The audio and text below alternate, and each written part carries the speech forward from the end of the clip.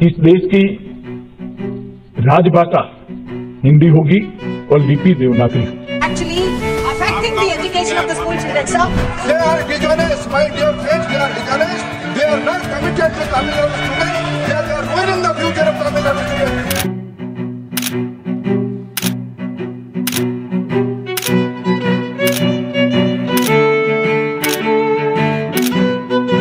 সময়টা 1964 সালের এক শীতের সকালের। কুয়াশা কেটে গিয়ে রোদ ওঠার অপেক্ষার প্রহর গুনছিল দক্ষিণ ভারতের তিরুচিরাপল্লীবাসী। এমনই এক সকালে চিন্নাস্বামী নামের এক তামিল ব্যক্তি হাতে একটি পাত্র নিয়ে চুপচাপ ঘর থেকে বের হলেন। গন্তব্য শহরের রেল স্টেশন। হাঁটতে হাঁটতে তিনি ভাবছেন ঘরে রেখে আসা বৃদ্ধা মা, প্রিয়তমা স্ত্রী ও আদরের শিশু কন্যার কথা। তাদের কথা ভাবতে ভাবতেই রেল স্টেশনে চলে আসলেন তিনি। রেল স্টেশনে পৌঁছেই হাতের পাত্রটি থেকে পেট্রোল ঢেলে নিজের গায়ে আগুন ধরিয়ে দিলেন। চিন্নাস্বামীর শরীরে যখন দাউ দাউ করে আগুন জ্বলছিল, তখন তার জীবনের শেষ মুহূর্তে শরীরের সর্বশক্তি দিয়ে চিৎকার করে একটি কথা বলতে লাগলেন, তামিল জিন্দাবাদ, হিন্দি নিপাত যাক। চিন্নাস্বামীর পর এমন আরও কয়েকটি আত্মহুতির ঘটনা ঘটে তামিলে, যারা কেবলমাত্র নিজেদের মাতৃভাষার জন্য আত্মহুতি দিয়েছিলেন। ইতিহাসে ভাষার দাবিতে আন্দোলনের দৃষ্টান্ত থাকলেও এমন আত্মহুতি দেওয়ার মতো ঘটনা আর দ্বিতীয়টি নেই। হিন্দি আগ্রাসনের প্রতিবাদ জানাতে যে দৃষ্টান্ত তামিলরা স্থাপন করেছিল তা সত্যিকার অর্থেই অবিস্মরণীয়। বিডি রয়ের আজকের পর্বে জানব হিন্দি আগ্রাসন প্রতিরোধে তামিলদের রক্তক্ষয়ী সংগ্রামের ইতিহাস। আপনি যদি এই চ্যানেলে নতুন হয়ে থাকেন তবে অনুরোধ করব চ্যানেলটি সাবস্ক্রাইব করে বেল আইকনে ক্লিক করুন।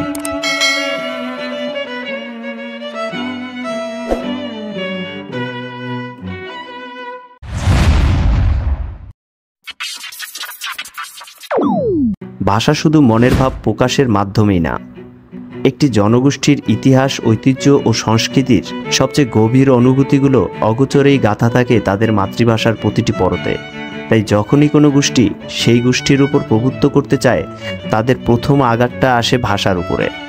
একটি জাতির স্পিরিটকে নষ্ট করে দিয়ে প্রথমেই তাদের মানসিকভাবে গোলাম বানানোর উদ্দেশ্যে শুরু হয় সাংস্কৃতিক আগ্রাসন।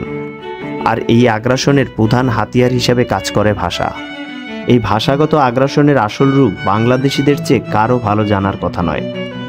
52তে আমরা দেখেছি পাকিস্তানি শাসক গোষ্ঠী কিভাবে উর্দুকে চাপিয়ে দিতে চেয়েছিল আমাদের উপর।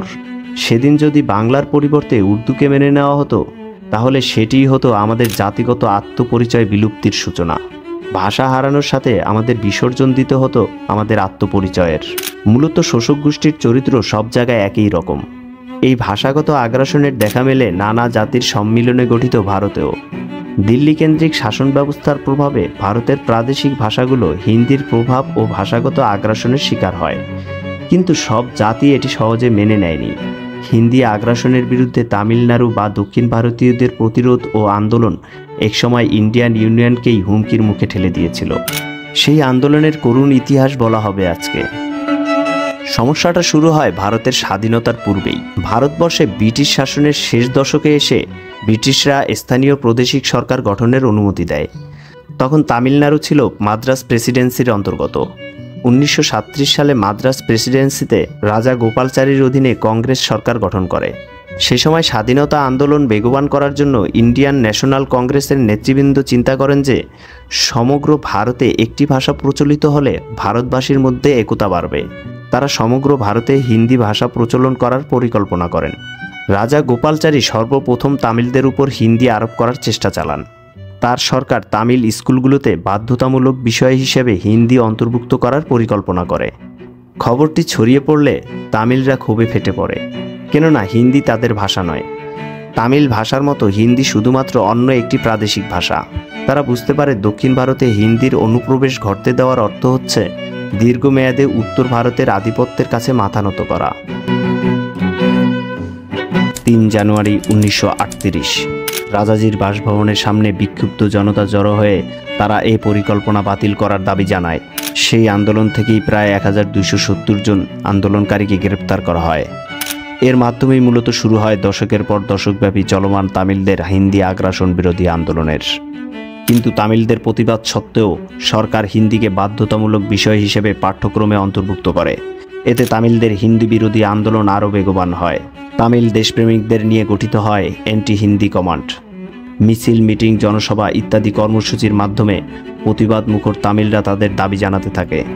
এমনকি এক সভায় তামিল নেতা ইভি রামাস্বামী তো বলেছিলেন তামিলদের স্বাধীনতার দাবি করা উচিত। লাখো মানুষের করতালির মাঝে তিনি ঘোষণা করেছিলেন তামিলনাড়ু ফর তামিলস। সাল 1939। দুই আন্দোলনকারী পুলিশি হেফাজতে মৃত্যুবরণ করলে তামিলদের এই আন্দোলন আরও তীব্রতর হয়ে ওঠে। অবশেষে তুমুল আন্দোলনের মুখে মাদ্রাজ প্রেসিডেন্সি সরকার হিন্দিকে বাধ্যতামূলক বিষয় হিসেবে পড়ানোর সিদ্ধান্ত থেকে সরে আসে। কিন্তু কংগ্রেস সরকার সাময়িকভাবে পিছু হটলেও ক্ষান্ত হয়নি। এরপর 1942 ও 1946 সালে আরও দুবার তারা দক্ষিণ ভারতের স্কুল পাঠ্যক্রমে হিন্দিকে বাধ্যতামূলক করার চেষ্টা করে এবং দুবারই তামিলদের তীব্র আন্দোলনের মুখে পিছু হটতে বাধ্য হয়। তবে তামিলদের আসল সংগ্রাম শুরু হয় স্বাধীনতার পর। 1947 সালে ইংরেজরা চলে যাওয়ার পর কংগ্রেস সমগ্র ভারতের ক্ষমতায় আসে। কেন্দ্রীয় এবং সকল প্রাদেশিক পর্যায়ে কংগ্রেস সরকার গঠন করা হয়। আবারও শুরু হয় হিন্দি আগ্রাসন। অন্য ভাষাভাষী প্রদেশগুলোতে তারা হিন্দি আরোপ করার চেষ্টা চালিয়ে যায়। আবারও হিন্দিকে বাধ্যতামূলক হিসেবে পাঠ্যক্রমে অন্তর্ভুক্ত করা হয়। তামিলদের প্রতিবাদের মুখে এবার প্রশাসনও তাদের অবস্থানে অনড় থাকে। সবচেয়ে বড় ঝামেলা বাধে ভারতের সংবিধান গঠন করার সময়। অন্য ভাষাভাষী নেতৃবৃন্দের তুমুল বিরোধিতা সত্ত্বেও কংগ্রেস সরকার ইংরেজির পাশাপাশি হিন্দিকে গোটা দেশের প্রধান দাপ্তরিক ভাষা ঘোষণা করে। এছাড়াও সিদ্ধান্ত হয় 15 বছর পর ইংরেজি বাদ দিয়ে একমাত্র হিন্দিকেই দাপ্তরিক ভাষা হিসাবে গ্রহণ করা হবে। ভারতের এ সংবিধান কার্যকর হয় 1950 সালের 26শে জানুয়ারি। সেই হিসাবে 1965 সালের 26শে জানুয়ারি থেকে হিন্দি হয়ে উঠবে গোটা ভারতের রাষ্ট্রভাষা। এদিকে হিন্দি ছিল কেবলমাত্র একটি অঞ্চলের আদিবাসীদের মাতৃভাষা। দক্ষিণ ভারতীয়রা এই বিষয়টিকে কিভাবে দেখছিল তা তাদের নেতা আন্না দুরাইয়ের কথা থেকে বোঝা যায়। তিনি বলেছিলেন, একটি অঞ্চলের ভাষাকে গোটা দেশের উপর চাপিয়ে দেওয়া সম্পূর্ণ স্বৈরাচারী আচরণ। আমি বিশ্বাস করি যে এটি একটি অঞ্চলের মানুষের আধিপত্যকে প্রতিষ্ঠা করবে। এর ফলে হিন্দি ভাষাভাষীরা আমাদের উপর কর্তৃত্ব করবে। নিজ দেশে আমাদের অবস্থা হবে তৃতীয় শ্রেণীর নাগরিকের মতো। 50-এর দশক জুড়ে ভাষা নিয়ে সরকার ও তামিলদের মধ্যে এই দ্বন্দ্ব বেঁধেই ছিল।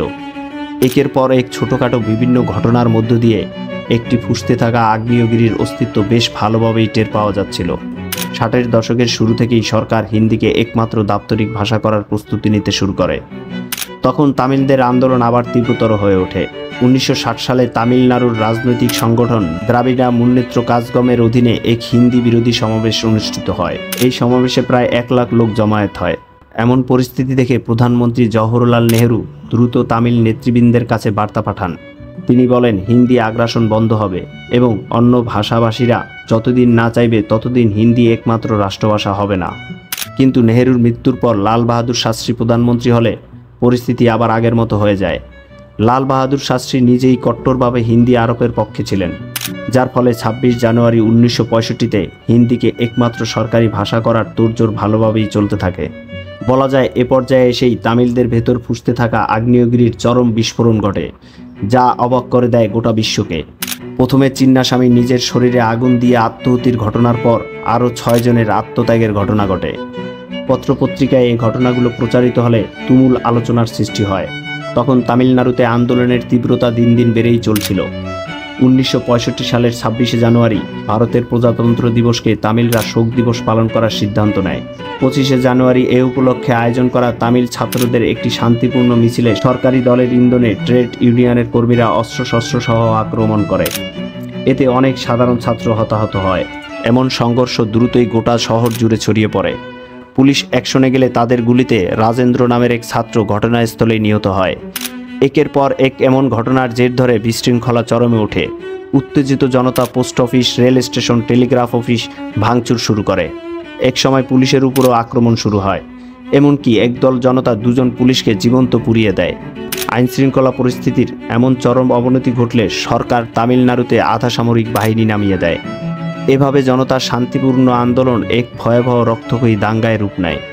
27 জানুয়ারি থেকে শুরু করে এ দাঙ্গা 13 ফেব্রুয়ারি পর্যন্ত চলমান থাকে। চলতে থাকে সামরিক বাহিনীর সাথে তামিল দেশপ্রেমিক জনতার সংঘর্ষ। পত্রপত্রিকায় প্রকাশিত খবর হিসেবে 63 জন তামিল নাগরিক এ দাঙ্গায় নিহত হয়। তবে অনেকের মতে মৃত্যুর সঠিক সংখ্যা 100 ছাড়িয়ে গেছে।